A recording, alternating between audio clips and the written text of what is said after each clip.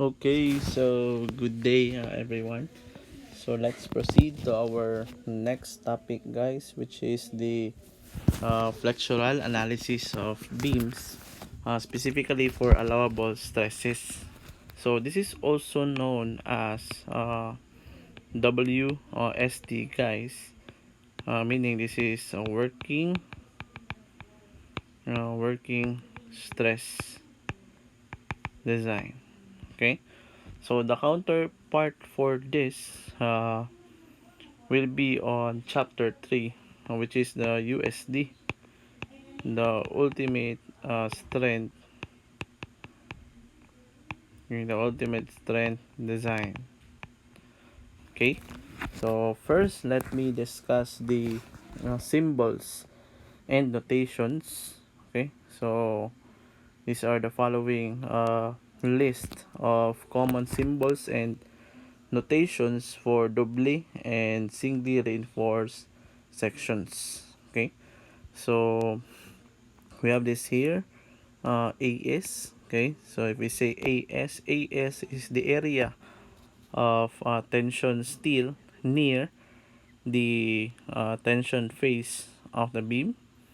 Okay, so sandyan ang ating AS. Okay, so we have these figures here, figure 2.1, which is a typical singly reinforced section subject to positive bending moment. Okay, so if we say singly, so singly, guys, is there would be reinforcement on one side of the beam. Okay, uh, we have this here as well, a a term positive bending moment. So if we try to review your strength of materials, so I think you already know about this one on the topic bending stresses or flexural stresses in strength of materials. So if we say, if we have a such as this one, a rectangular beam, then for positive bending moment, I think the positive bending moment is this one, right? So the bending is smiley, no? So smiley. Then say for example, if this is a positive bending moment, then we have this neutral axis here, no? So this is the neutral axis. So meaning we have this neutral axis there. Uh, this portion here. Okay, so this portion here is okay. Uh, so this portion here is the compressive side, and this portion here, or the lower portion of your neutral axis, is the tension side. Okay, so if we say negative, say we have negative bending moment, so the bending would be represented by this one, no? Negative bending moment. Okay, so always take note for the positive bending. So the bending is smiley, right? Smiley. Then for the negative moment, so this is a sad, no? Sad face, na parang ganun ang comparison. So this portion now, this is a neutral axis. So the portion below the neutral axis will be now the compression side, and the upper portion of your neutral axis will be the tension side. Okay, so we'll just focus more on the positive side for our example. So we have this here, positive bending moment.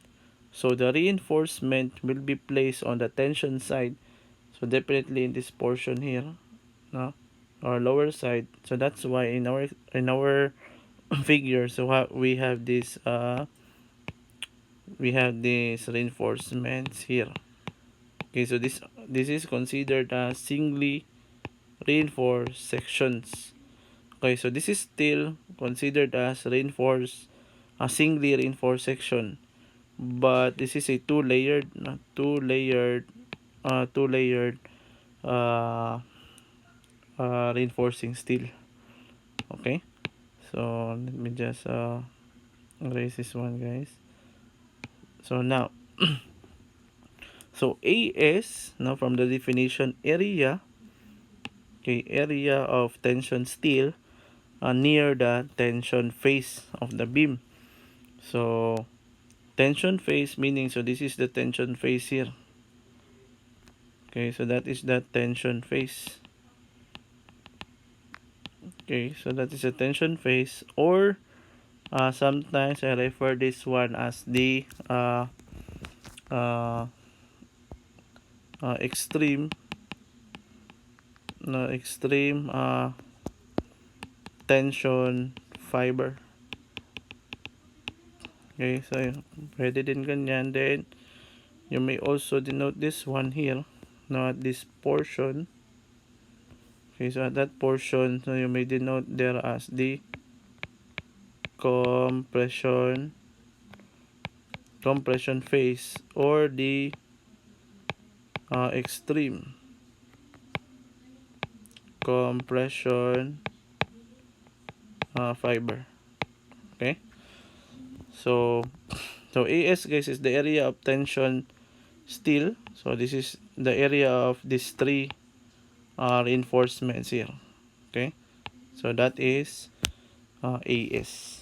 Okay, the next is for AS prime. So AS prime is the area of compression steel near the compression face of the beam in doubly reinforced. So meaning, so if we only have a singly reinforced beam, then definitely we don't have any value for AS prime. So it was specified here that it will be indicated when we have a doubly reinforced beams, okay, such as this one on figure 2.2. Okay, so again we have positive bending moment here. So again, going back to our figure here. Okay, so going back to our figure here. Okay, not one. So we will have both reinforcements now. Now we have reinforcement along the tension side. This one, the six reinforcing bars. So this is AS, and if you have additional uh, compressive steel bars, then that would be denoted as AS prime. Okay, so that is AS prime. For rectangular, the same with the T beams. Okay, then next is for B. B is the width of the beam section for rectangular sections. No, so here it goes. No, so that is a B. Okay, so width of the beam. Then we have BF. BF is the width of the beam on the flange of uh, 40 beams. Okay, so we have examples here for T beams. Okay, so let me just erase this one, guys. So I hope everyone I hope the explanation for bending positive and both negative is already clear. Okay, so for a T-beam, guys, okay, for a T-beam, okay, for a T-beam, we have two parts for T-beams. So we have this part here. Okay, we have this part here as our web. Okay, and this portion here is our flange. Okay, so that is our flange. So this is BF, no, the width of our flange. Then BW, that is the width, okay, width of the web. Okay, so I hope it's clear. Then we have as well uh, this D, so effective depth of the beam. So distance from the outermost compressive fiber to the centroid of the tension steel. Okay, so let me just erase this one, guys. Okay, so we have this here.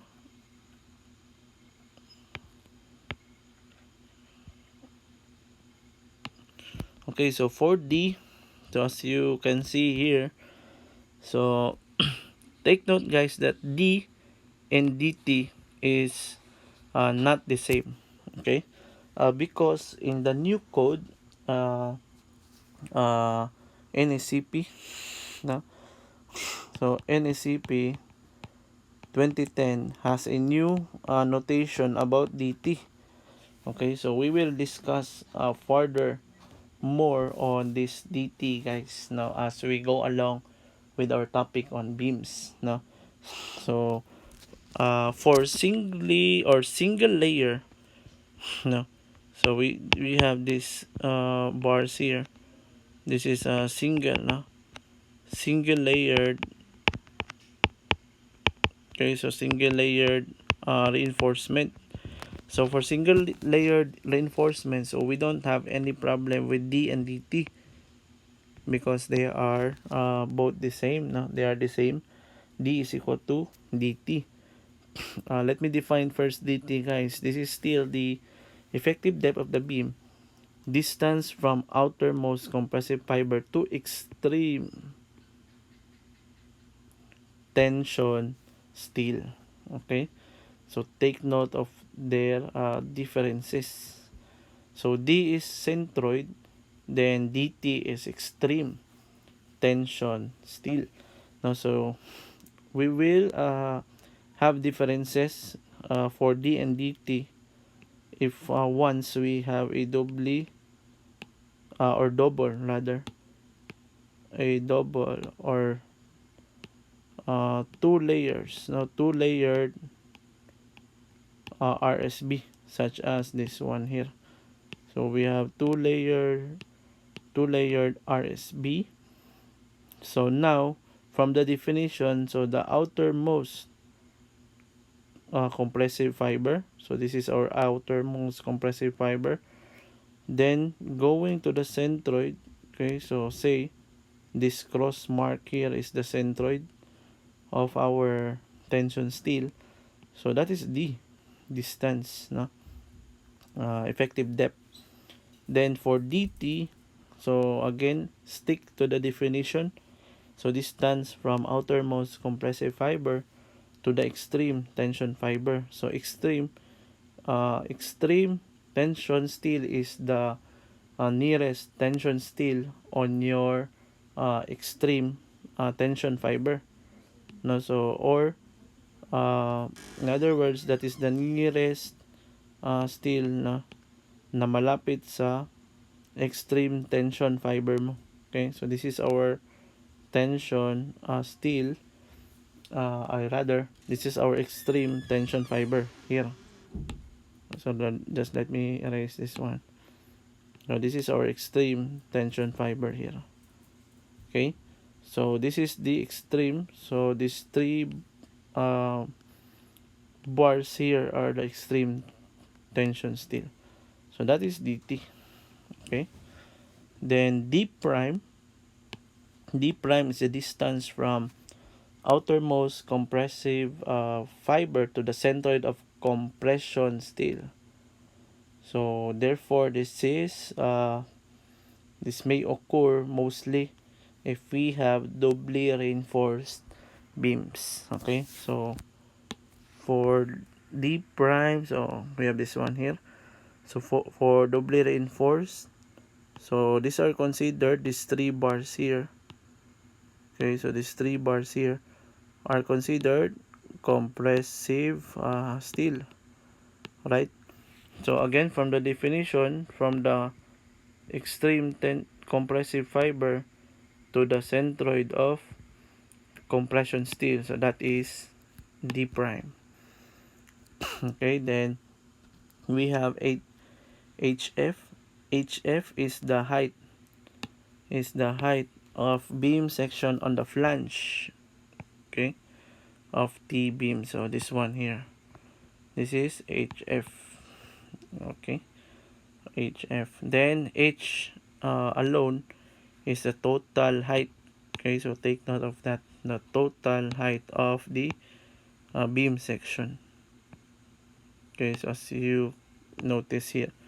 So meaning that is from the extreme tension fiber or compressive fiber to the extreme tension fiber, okay. So this one H, and the same with T beams, no, from the tip of the flange, so doon, or the width of the flange to the width of the web, okay. So those are the typical symbols and notations for the analysis of beams, guys. So please familiarize this one. Then we have figure 2.3. So sections for positive and negative bending moment, okay. So as discussed in chapter 1, concrete is very weak in terms of resisting tension, okay. So meaning if concrete is very weak in tension, then still will be there to help, not to help the concrete on resisting the loads, no. So that's why steel is present in tension side, specifically if if you have singly reinforced beams. So for singly reinforced beams, so definitely you will be putting the bars on the tension side, okay. So take note that. So positive bending again, so let me just recall.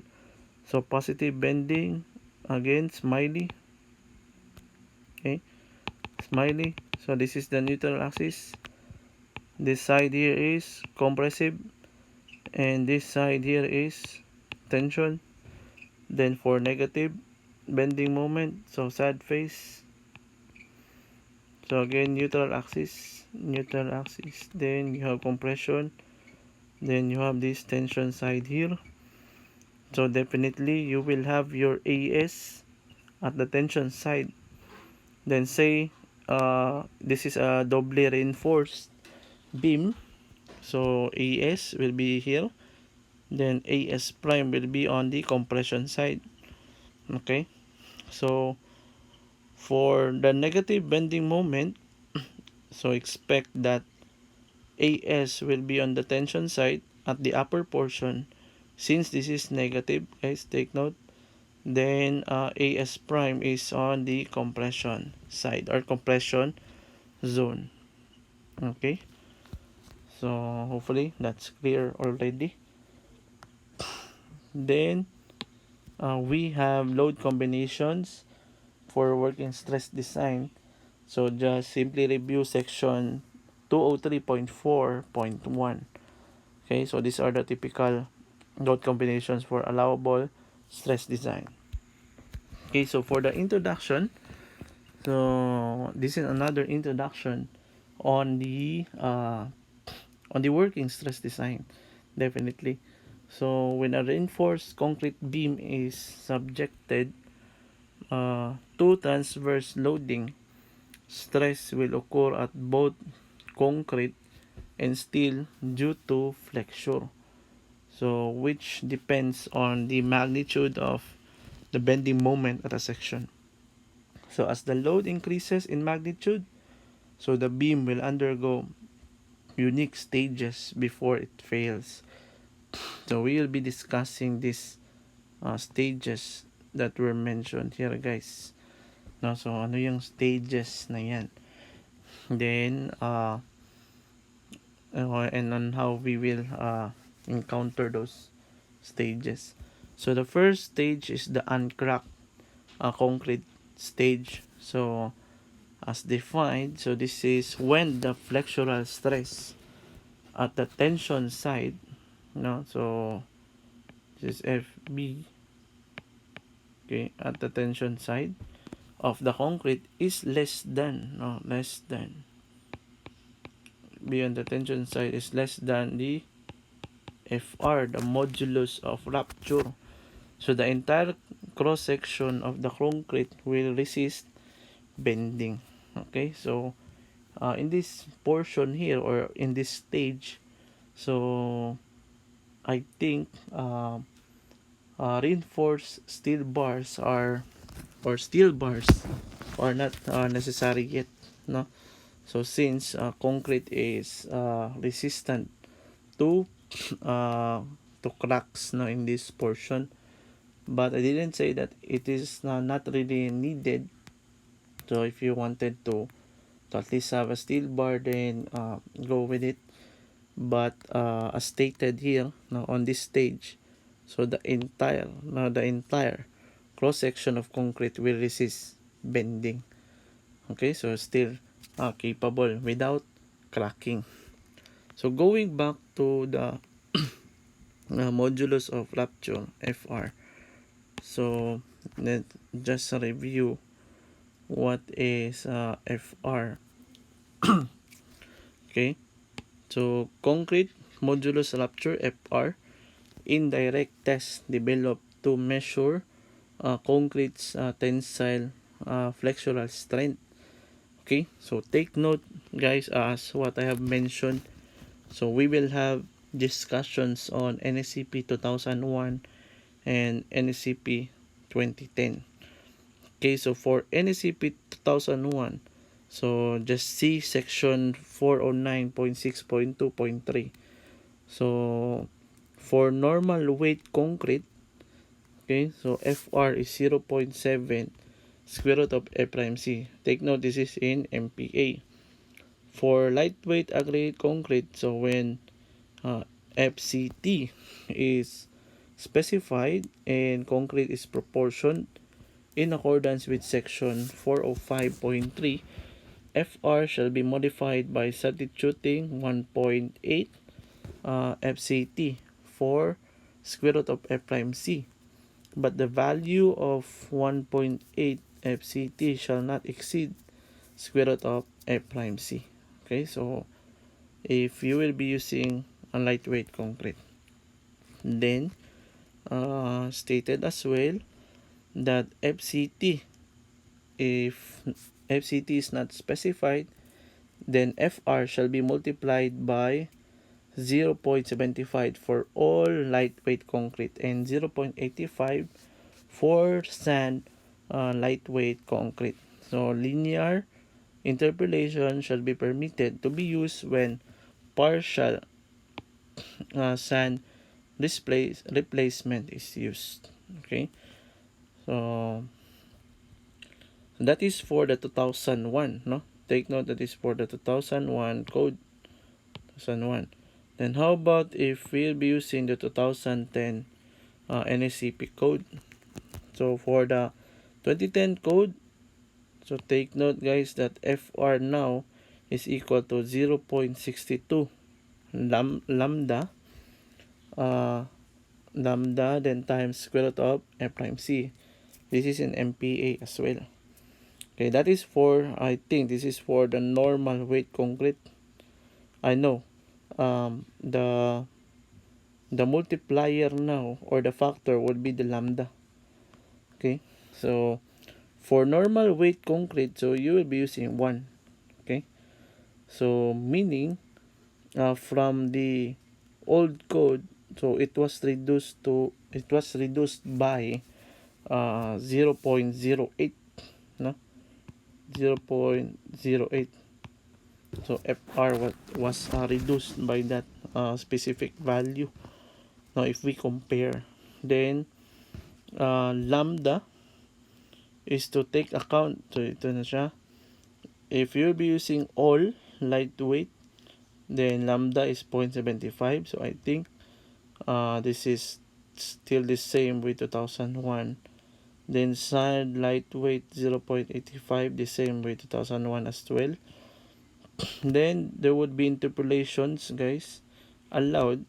Again, this is linear, so we don't have any problem there. No, so between 0.75 to 0.85 shall be permitted basis on the volumetric fractions when a portion of the lightweight fine aggregate is replaced with normal weight fine aggregates. Okay, so the same with 0.85 and 1. Now, so again, it is permitted on the basis of volumetric functions. For concrete containing normal weight fine aggregate and blend of lightweight and normal weight coarse aggregates. Then for if average splitting tensile strength of lightweight concrete FCT, so it was specified to use this formula for lambda. Okay, so if FCT is specified, but it should be less than or equal to 1.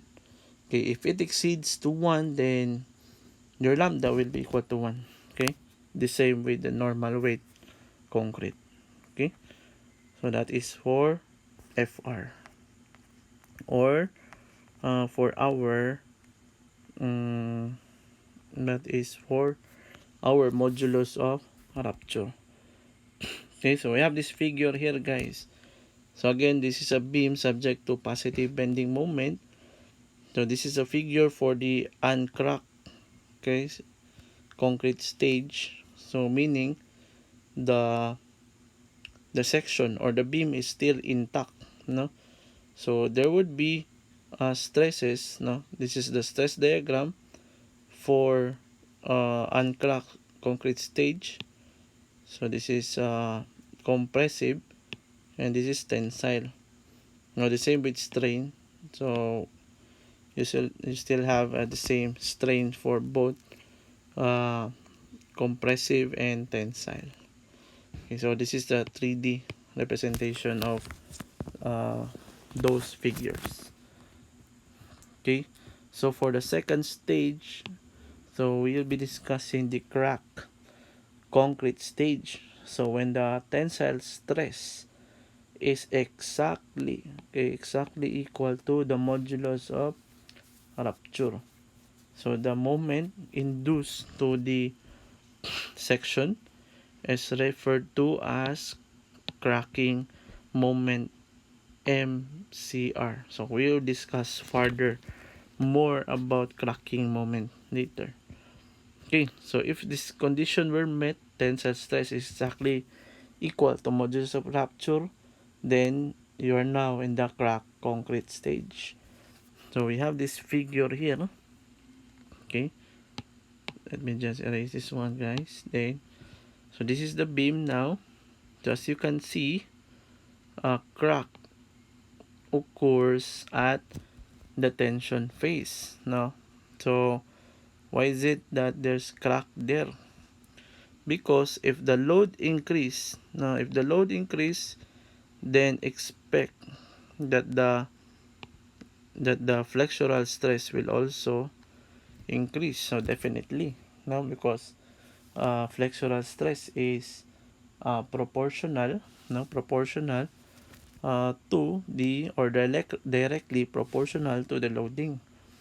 So as the resulting flexural stress at the tension side will be greater than the modulus of rupture, then cracks will begin to form at the tension side of the beam as shown in the figure. So that is the reason there, guys, no, that the flexural stress at the tension side is now greater than FR. Okay, that is the reason for the cracking there, no. Then at this stage, the location of the neutral axis will begin to move upward depending on the magnitude of the moment. So since the tension side of the concrete is cracked, it cannot, okay, it cannot resist tensile stress anymore. So where the steel, take note, guys, where the steel alone takes place in resisting it. Okay, so meaning, so if this is the, if this portion here is cracked, then concrete is not functional in that portion already. Okay, So this stage will take place only as long as the flexural stress on the compression side of the beam does not exceed the allowable flexural stress of concrete, which varies from 45 to 50% of A prime C. And the stress on the reinforcing steel is less than the yield stress. So, as mentioned earlier, so if there's cracking already on the tension phase, so meaning guys, say if this is your section AA as specified here, so this is the cracking. This is the cracking portion. Okay, cracking portion guys. So meaning, this is the only, uh, okay, so this portion here is the concrete, no, the resisting concrete, no, for your loads or moments or for your stresses. Okay, so since cracking is already here, or cracks, maybe the right term guys is cracks, no, not cracking. So if we have cracks here, so concrete is not functional already, so meaning the one who will resist the tensile stress there would be the reinforcing steel. Okay, so as you can see in the stress diagram, so here it goes, no, so this is the compressive stress resisted by the concrete. Then we have this one here, no, so the only resistance here is the steel, no, Fs for tension. Now, as you notice here on our 3D diagram, no, so if we try to compare here, so we have resistance for uh, compression for concrete. Also, concrete is also resistant in this portion on the tension side when there is no crack, no? And also steel bars are also functioning there.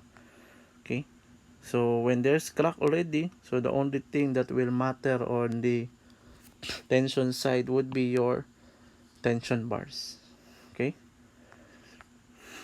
then the next stage would be the beam failure or the ultimate strength stage. So we will discuss more of this one on chapter 3, no, the ultimate strength stage.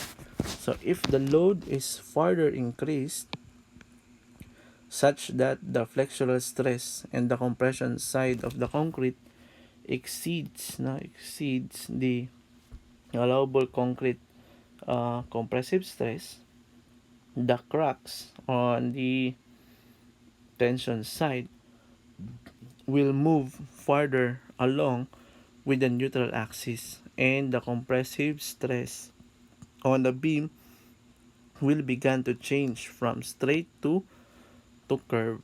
Okay, so in this stage guys, so concrete is not or cracks rather, cracks will not only occur on the tension side, but there would be possibilities that the compression side will manifest some cracks as well, due to the exceedance of the flexural stress of the compression side of the concrete to the allowable concrete compressive stress, no.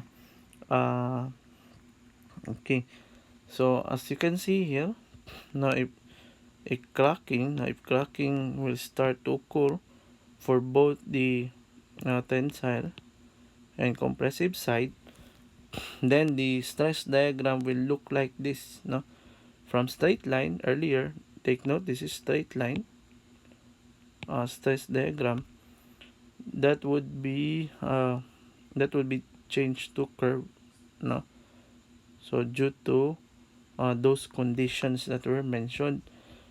Then also guys, that take note, so in this stage, no, in this stage, the what we call this one, the strain on the compressive side would be limited to 0.003. So this is the limiting strain, or some also call this one as the ultimate strain. Okay, so 0.003. Okay, so that is for the beam failure or ultimate strength stage. Okay, so let me discuss cracking moment on the next video, guys. So stay tuned for the cracking moment discussion.